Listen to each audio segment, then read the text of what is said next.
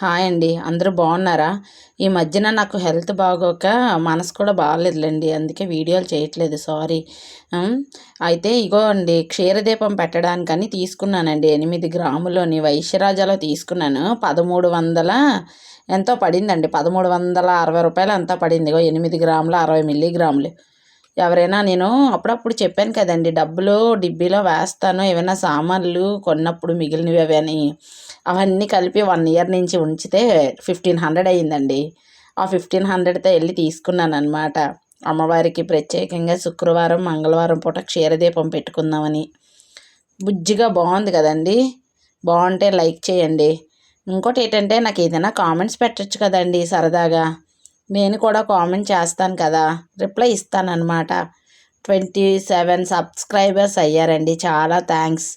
సరదాగా మీరు కూడా ఇప్పుడు నా కుటుంబమే. థ్యాంక్స్ అండి.